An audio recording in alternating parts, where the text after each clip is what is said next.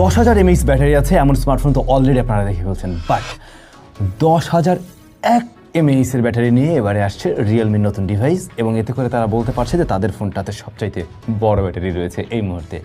Realme P4 পাওয়ার।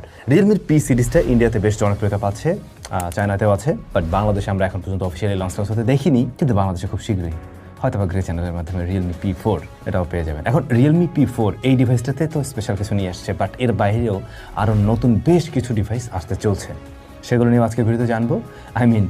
Regular take নিউজে আপনাদেরকে অনেক অনেক ওয়েলকাম। প্রতি শনিবারে আমরা টেক নিউজ নিয়ে আসি, আর রবিবারে আমাদের আস্ক সামের পর্ব থাকে, যেখানে আপনারা প্রশ্ন করেন সেগুলোর উত্তর দেওয়া হয়।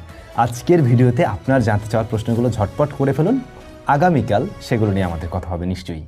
আচ্ছা, তো শুরু করছি রিয়েলমি P4 পাওয়ার দিয়ে। রিয়েলমি P4 পাওয়ার এই ডিভাইসটাতে কিন্তু মিডিয়াটেক ডায়মেনসিটি 7400 রয়েছে এবং UFS 3.1 স্টোরেজ টাইপ দিয়ে আসছে। তো এটা মোটামুটি একটা বলতে পারেন মিড রেঞ্জ প্রাইস পয়েন্টের কম্বো, মানে পারফরমেন্স সেকশনটা।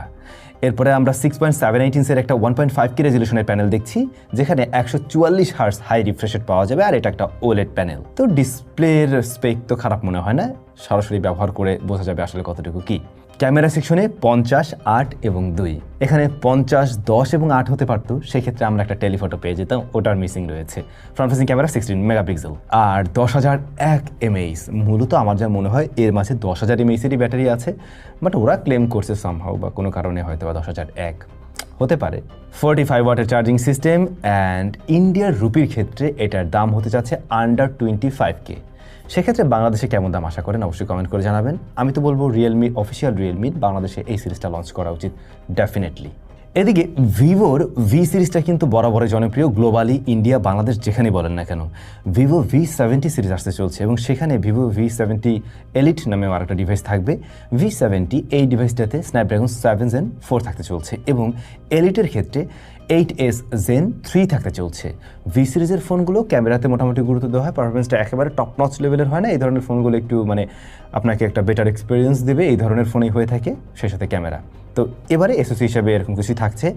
এখানে আমরা UFS 4.1 দেখছি স্টোরেজ টাইপ, অ্যান্ড LPDDR5X এর র্যাম দিয়ে আসছে, যেটা এলিট ওই ভার্সনটার কথা বলছি। বাট রেডমি কিন্তু তাদের টার্বো 5 ম্যাক্স নিয়ে আসতে চলছে, যে ফোনটাতে আপনারা মিডিয়াটেকের একেবারে লেটেস্ট একটা এসওসি পেয়ে যাবেন, ডায়মেনসিটি 9500S।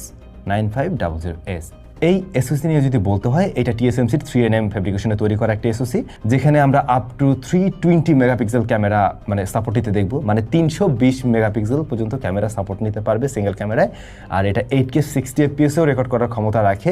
হয়তোবা এই এসওসি যে ধরনের ফোনে ব্যবহার হতে দেখবেন, তাতে যে এরকম স্পেক দিয়ে আসবে ব্যাপারটা